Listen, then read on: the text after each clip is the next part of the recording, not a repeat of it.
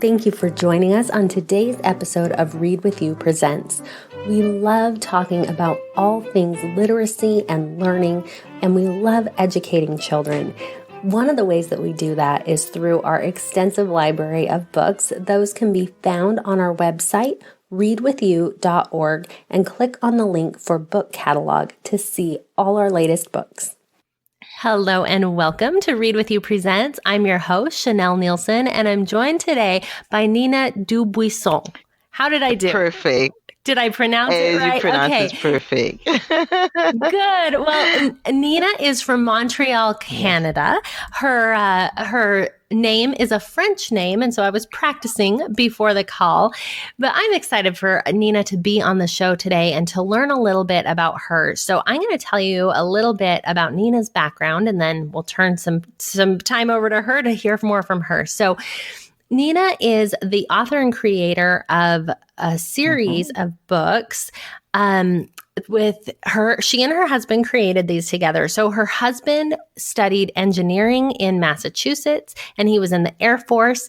And then the two of them were married in 2013. Nina studied public health in Montreal, Canada, and they both come from big families and they love and are passionate about children, but were not able to have any children. And so they wanted to still influence children, and it came up with the idea of raising children through teaching. And so they decided to work on these books. And I think that's just lovely that, that mattered to you and that you wanted to still have an influence on children. So tell us a little bit more about anything that I missed in that introduction. Thank you, Chanel. It was pretty exactly what the introduction of Chris and I. And just maybe one thing we want to specify is that the book is really a teaching of belief system, because when you raise children, the children through your belief system. And everything begins with your belief system. So Bad Kid, Good Kids is actually for those teaching. Okay, awesome. Well, we're going to talk a little bit more about that whole idea. So first, to start off, when you say a belief system, what is that? What do you mean? Kind of break that idea down for us here. Okay, so first, before answering that question, I just want to explain the importance of the belief system regarding the book, because the book have 37 stories, and they are character builders that help develop traits such as honor, respect, and courage. So to build a character, you need to have principle. And as you know, the principle are fundamental truth that serve as a foundation for your belief system. So your belief system is an ideology. So it's a set of principles, and it helps us understand our everyday reality. So if you have a philosophy for life, that's what is going to make you actually develop your mentality. So to relate it to the book, as the book, like I'm explaining, is a character builder. So when you do have a philosophy, you're going to develop mentality. And usually you see the mentality and you hear it and it go through your system belief. And then it becomes your mentality. And now your mentality produce something that you call attitude. And usually your attitude will be a manifestation of your belief or your belief system. So the story that you found in Bad Kid and Good Kid, they bring an attention to what exactly is your belief system.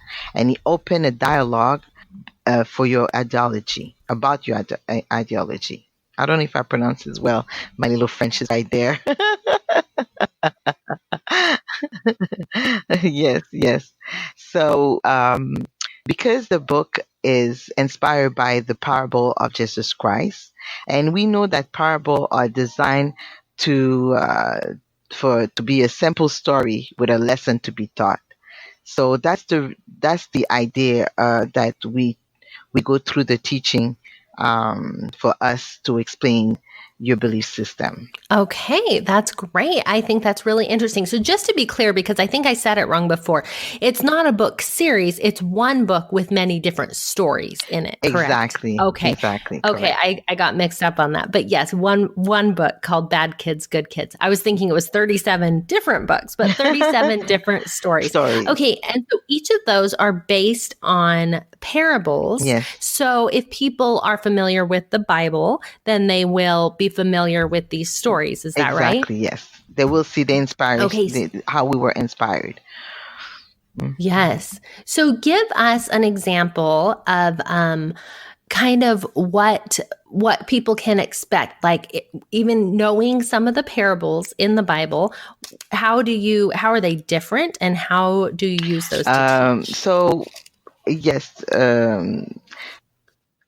as we can see the in the book, there's we have different story, and one of the story that I can explain you, it'd be the story on no right and no wrong, where we examine actually the belief system or fairness and injustice. The story of who's right and who's wrong is a story of an old woman who lived in a big land, and on that land there was many big rocks that needed to be moved.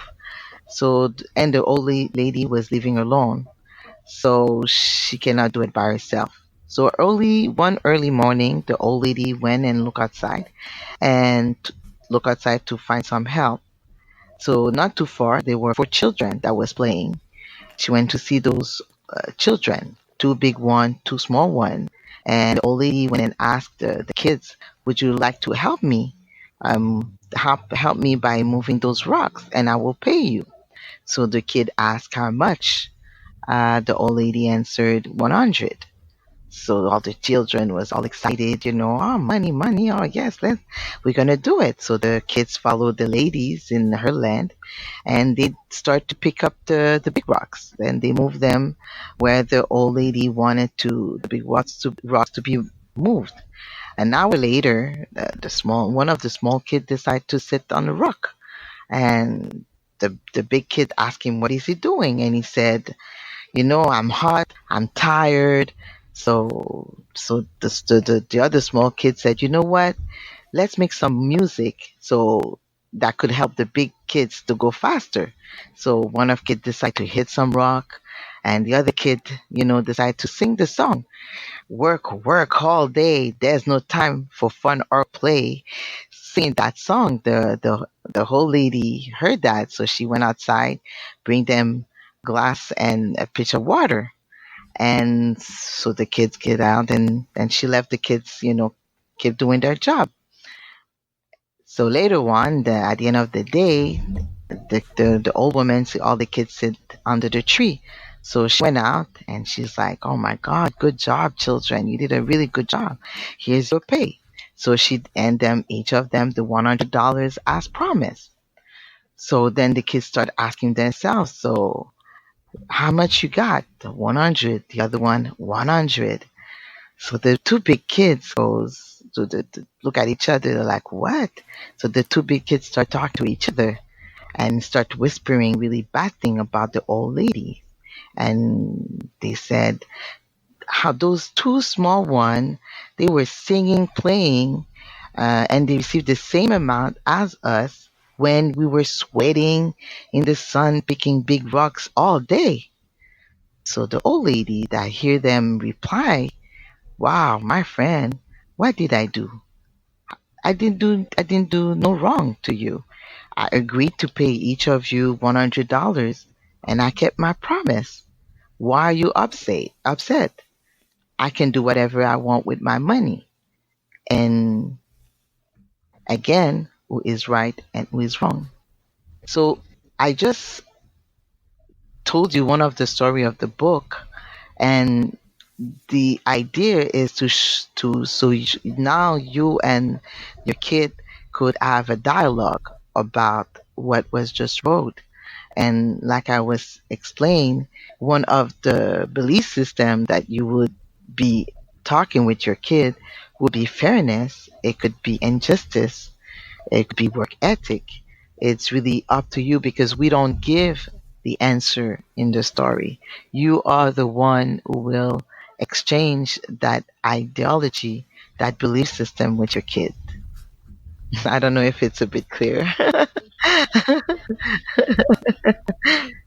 Yes, that's definitely clear. Okay, and I think that's really great, that then it's an open dialogue between parent or, caregiver, whoever's reading this book to the child and to see then, okay, what did the child learn? And that's really what it's all about. And obviously these are stories with a message and broken down in a way that children can really understand and can then internalize. And, this is something, especially, I'm glad you shared this one because this is something kids can really relate to. I know with my kids, if I give Hmm. something to one kid and I don't give it to another kid, Exactly. oh, that's so unfair. And they're very worried about fairness and justice and all these things. Yeah. And so this kind of breaks it down in a way that then you're able to have a conversation and to talk about what this is all about and what the lesson is here. And I think that's great. I imagine that the other stories are Totally. similar, that then you can go in and have a conversation like that with your child. So, yeah. So let me ask you, why did you feel, and why were you and your husband, wanting to put these books out into the world? Why did you feel like these were important for people to have? Major reason is like the fact that we were not able to have kids. We still want to live an imprint to the world. We still wanted to leave a legacy, a gift to the world and to the whole children, to help the parents, to help our family, our nephew, our cousin. As we believe that it's we need a village to raise children. This book is actually our legacy. It's our gift for the world. That's what it is. I love that. Okay. I think that's a great way to influence children. And we know, like you were saying earlier, that, when children read books and when they hear stories over and over, it really becomes a part Yeah, of them. It becomes part of their belief system. It becomes part of their, I think you mentioned attitude. attitude. And really, yeah, it connects them with the things that they know and then they live and is really powerful. So, I would love to then let's tell people where they can get a hold of this book and get So more you from you. can find the book if you go in www.badkidsgoodkids.com. So you definitely go to that link and you can buy the book to there.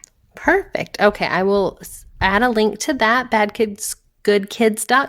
Hmm. And any final takeaways that you would share just with people as they have listened to this conversation today, things that you hope that they take away and that they have learned from this call.